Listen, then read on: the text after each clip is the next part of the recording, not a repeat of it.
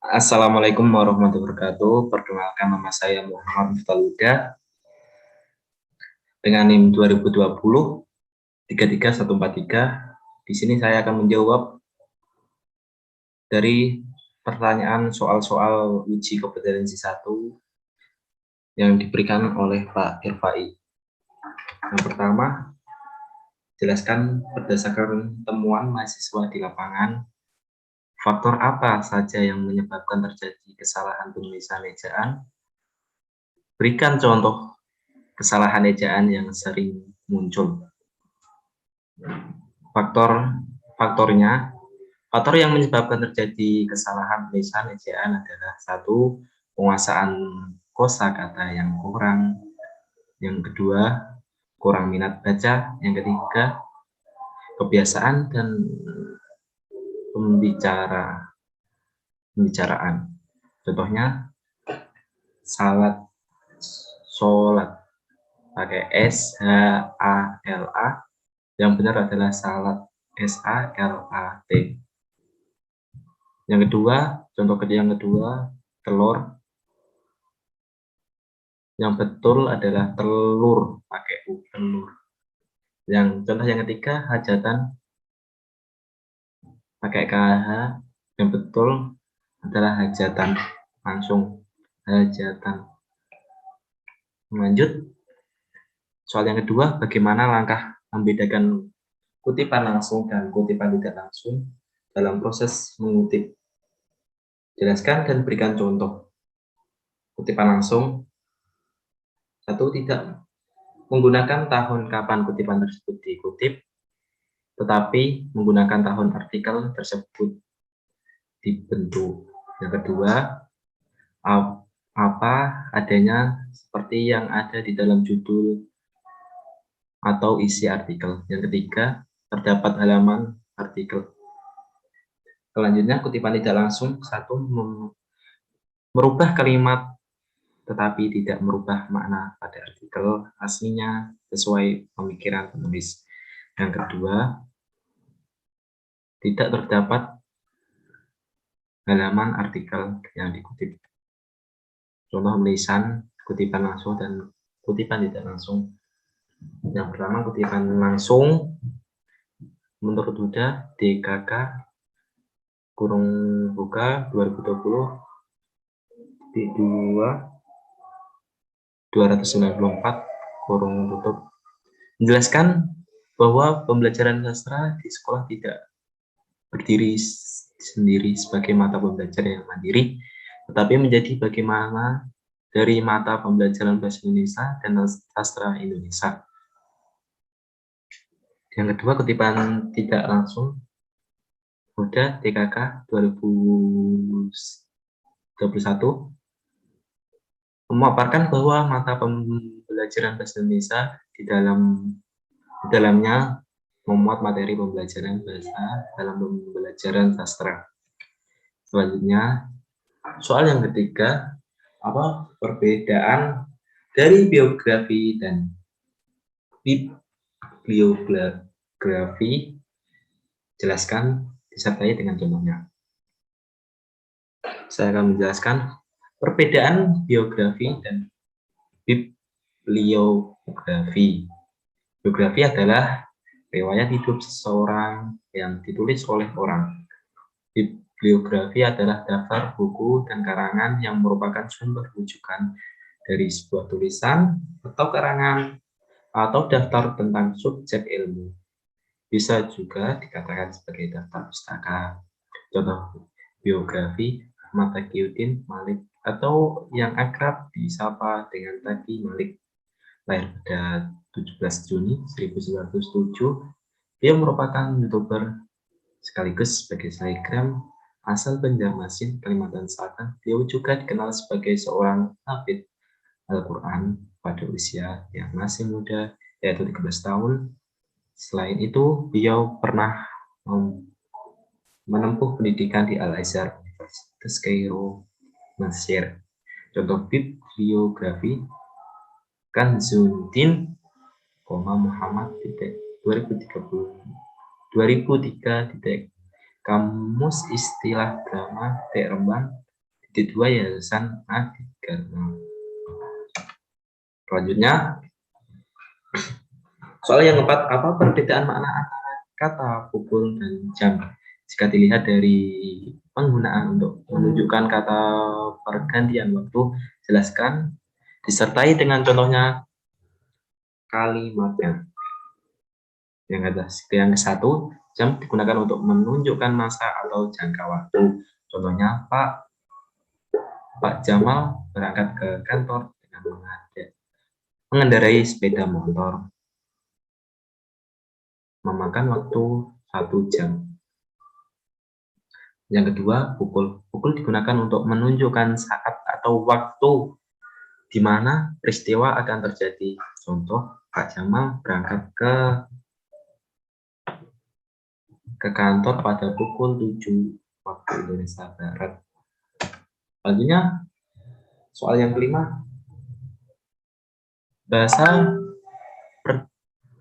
berdasarkan hakikatnya merupakan sistem bunyi bermakna. Jelaskan pertanyaan tersebut dan apa kaitannya antara sistem bunyi bermakna dengan penggunaan bahasa. Jawabannya, bahasa merupakan sistem bunyi bermakna seperti A, I, U, E, O, dan susunan huruf-huruf abjad lain. Jika huruf tersebut disusun, akan menjadi sebuah kata, dan kata disusun akan menjadi kalimat.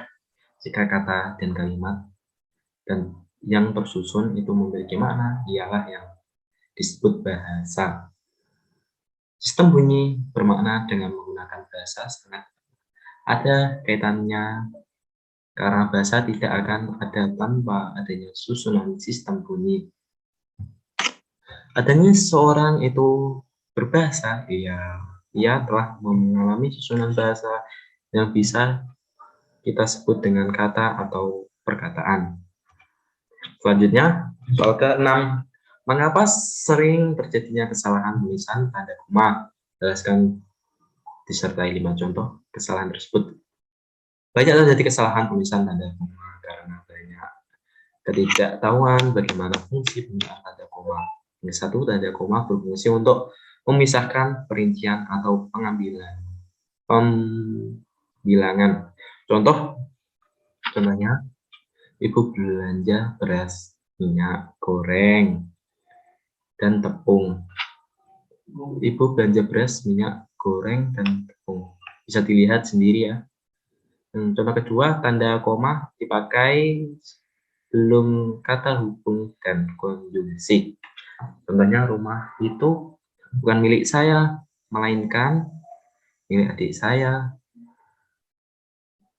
Rumah itu bukan milik saya, melainkan milik adik saya.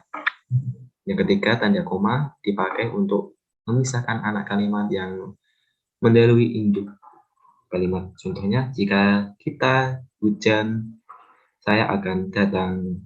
Jika tidak hujan, saya akan datang. Bisa dilihat sendiri. Yang keempat, tanda koma dipakai sebelum dan sesudah kata sapaan. Contoh, hai, apa kabar? Hai, apa kabar? Contoh kelima, tanda koma.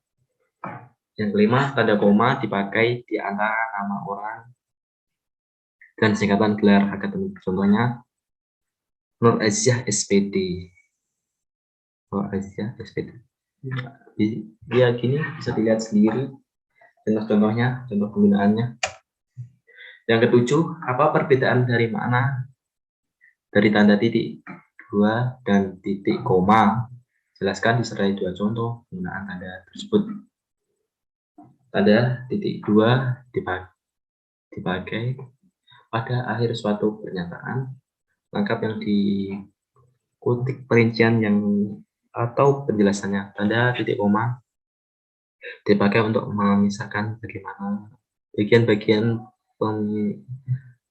perincian dalam kalimat yang sudah menggunakan tanda koma. Contoh, satu, ibu membeli buku, pensil, dan tinta, baju, celana, dan kaos, pisang, apel, dan jeruk.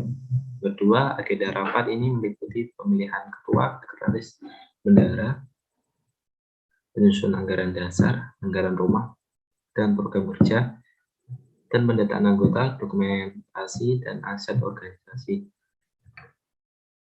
Selanjutnya, soal ke-8, jelaskan mengapa sering terjadi kesalahan tulisan huruf miring. Berikan contoh kesalahan tersebut disertai dengan pembenarannya. Ya, ini karena kurangnya pemahaman tentang kaidah dalam pemakaian huruf miring, atau dapat disebabkan juga kurang ketelitian penulis. Dapat diingat juga bahwa penulisan huruf atau kata yang dicetak miring harus diberi satu garis di bawahnya. Contohnya penerbit Republis. Bisa dikunjungi di situs web penerbit.com. Seharusnya penerbit Republis bisa dikunjungi di situs web, ya misalnya dicetak miring itu penerbit Republis.com.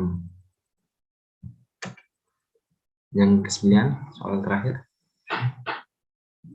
Jelaskan bentuk kesalahan tulisan konsonan dan vokal pada karya tulis ilmiah. Berikan contoh kesalahan tersebut disertai dengan pembenarannya.